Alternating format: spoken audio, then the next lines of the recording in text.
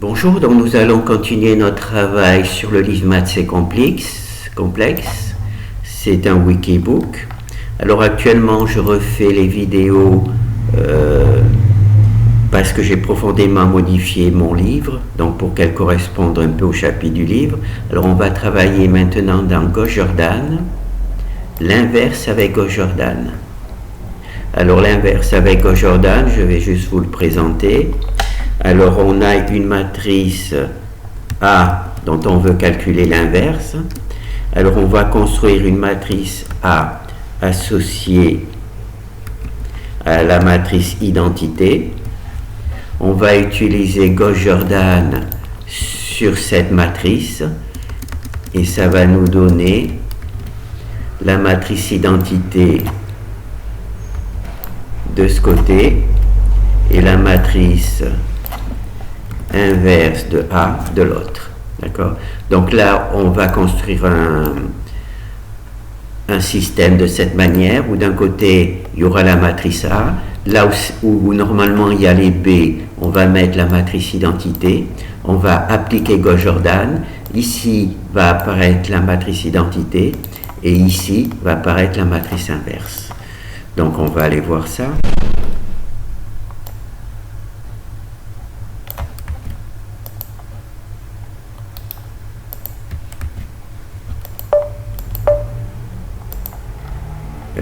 Qu'est-ce que j'ai fait comme bêtise? Alors, voilà, j'ai bien copié. Ah d'accord, j'ai mis ça dans le... Oh d'accord. D'accord. J'espère que enregistrer. Allez, ne pas enregistrer. Enregistrer, hop. Voilà.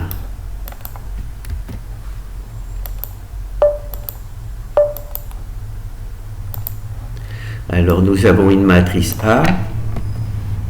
Ici on calcule l'inverse de A avec la fonction Gauss-Jordan. Ici on calcule l'inverse de A avec la fonction déterminant. Et ici on a le résultat pour vérifier avec Octave.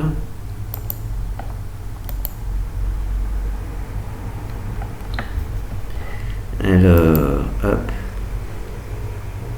on va réduire un petit peu. Voilà.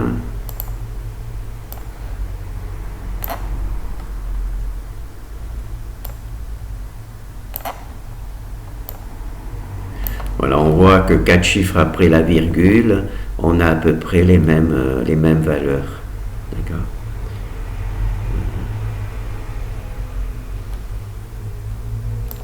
Donc ça c'est bon.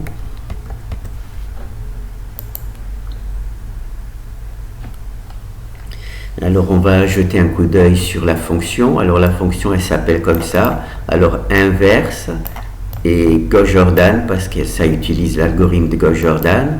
C'est-à-dire cet algorithme, on construit cette matrice, on obtient cette matrice et ensuite on récupère cette valeur.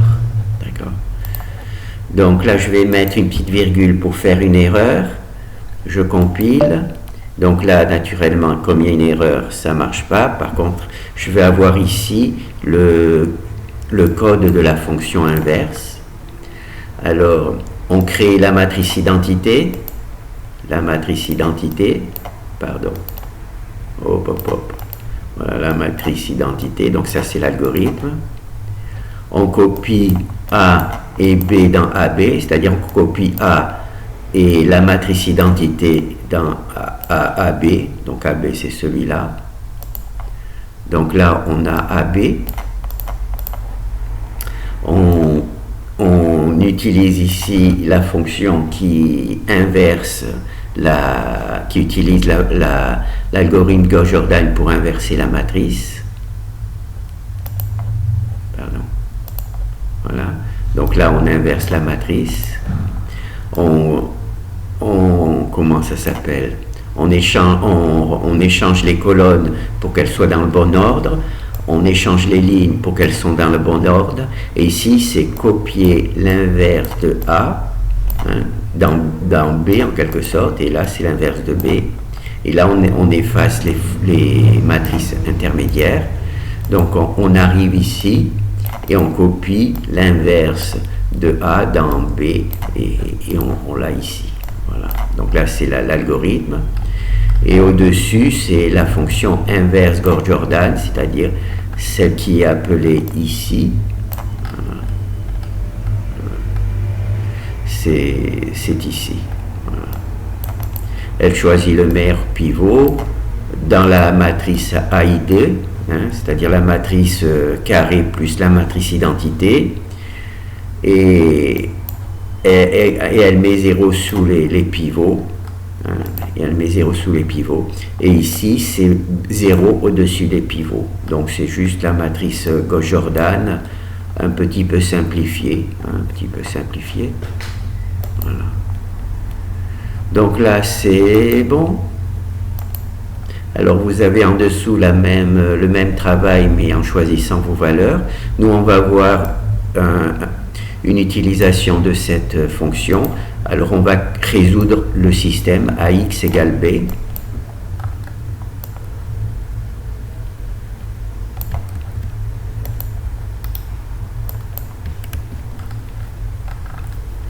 Alors on va lancer le programme. Alors ce que nous voulons, c'est trouver un x tel que quand on le multiplie, quand on fait la multiplication a multiplié par x, on obtient b. Alors si a est carré et si a un inverse, nous pouvons trouver x de cette manière, c'est-à-dire qu'il suffit de prendre l'inverse de a et de le multiplier par b.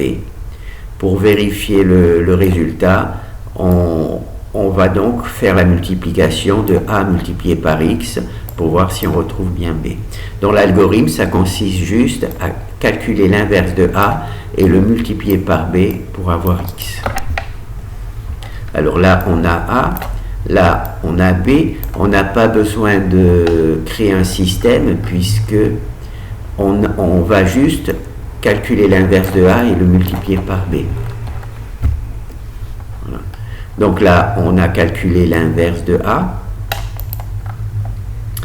et on a multiplié l'inverse de a par b. Ici, on a la valeur de b. Quand on multiplie, quand on a b, on a cette valeur-là. Et quand on multiplie a par x, on a la même valeur. Donc, ce que l'on veut, c'est trouver un x tel que, c'est-à-dire résoudre le système d'équations. On veut trouver un x tel que quand on multiplie a par x, on obtient b, d'accord? Si a est carré, si a a un inverse, au lieu de résoudre le système d'équations comme ça avec Gauss-Jordan, on en calcule l'inverse et on multiplie par b et on obtient x de cette manière, d'accord? Alors, pour vérifier le résultat, on va simplement multiplier a par x pour vérifier si on obtient bien b. Alors là, il y a notre matrice A, là, il y a notre matrice B. On n'a pas besoin de construire un système pour résoudre le problème, on va juste calculer l'inverse de a. Alors, c'est ici qu'on a calculé l'inverse de a, d'accord? Ici, pour trouver x, on va faire l'inverse de a par b, on va faire l'inverse de a par b, et on va obtenir cette valeur-là. Et quand on prend b et que d'un autre côté on fait a multiplié par x, on obtient bien b. Voilà, les mêmes valeurs. Alors dans le code, donc on a une matrice A, on a l'inverse ici, on a b. Alors ici on calcule l'inverse de a avec la fonction inverse Gauss-Jordan. Ici on multiplie l'inverse de a par b, ce qui nous donne x, c'est l'algorithme. Et ici on multiplie simplement a par x et ça nous donne b, le même b qui est ici. On multiplie a par x et on obtient b. Et le x, on l'obtient en calculant l'inverse de a et en multipliant l'inverse de a par b. Et cela nous donne x. Donc ça, c'est le deuxième fichier. Donc il y a aussi le même exemple avec les données aléatoires. Et là, ce qu'on va faire, c'est le même travail qu'ici, simplement B, au lieu d'être une seule colonne, B est formé de plusieurs colonnes. Donc c'est le même petit travail.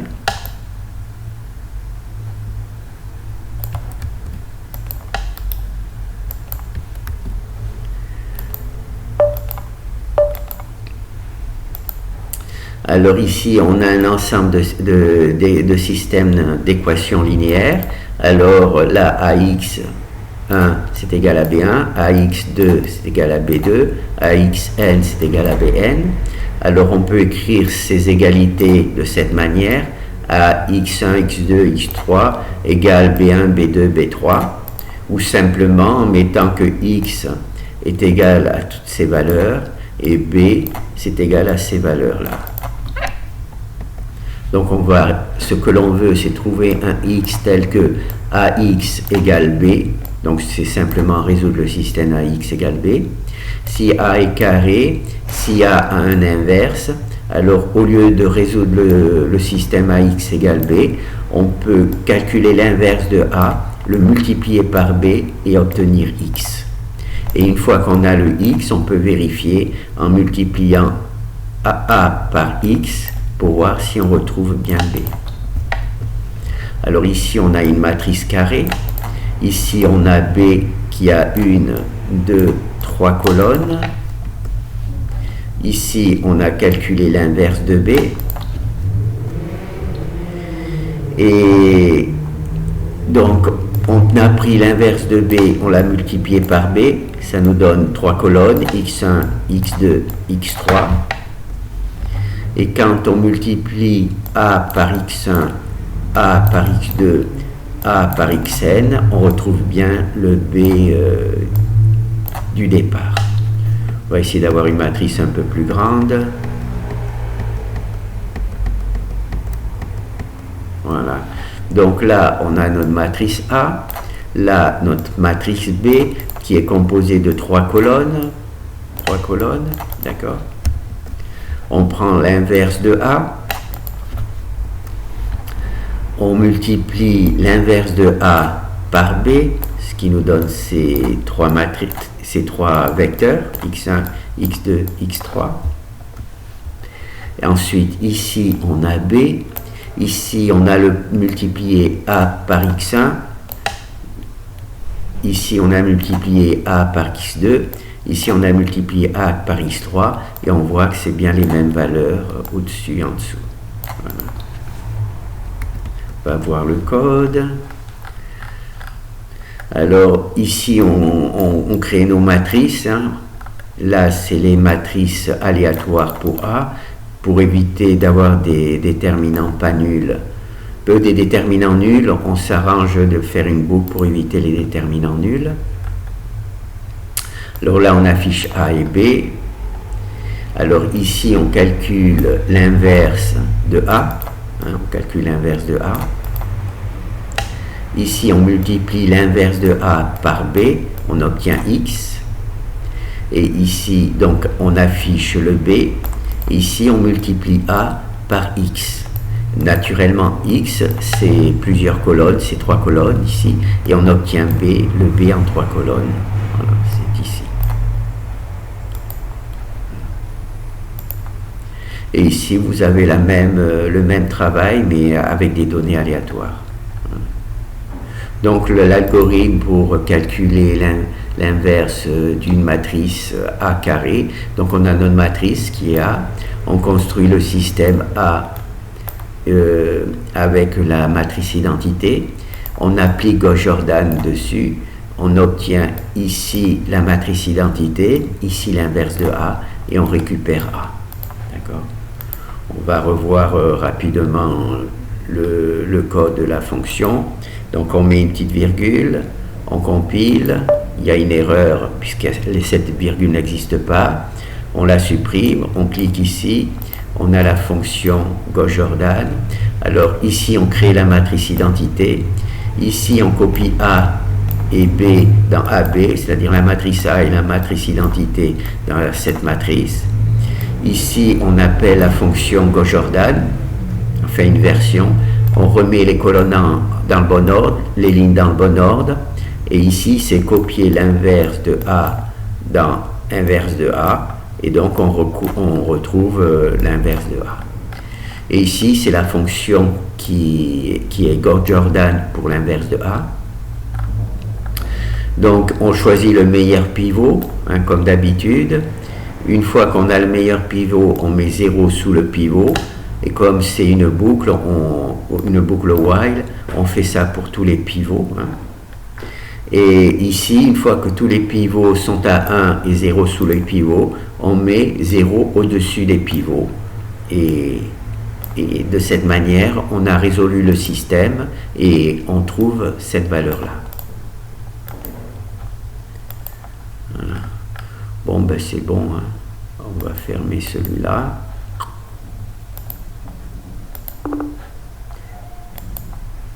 Voilà, donc là c'est Gauss-Jordan avec l'inverse avec Gauss-Jordan. Donc comme je vous ai dit, j'ai profondément modifié le livre, donc j'essaie de remettre un petit peu les vidéos pour qu'elles correspondent au livre. Merci.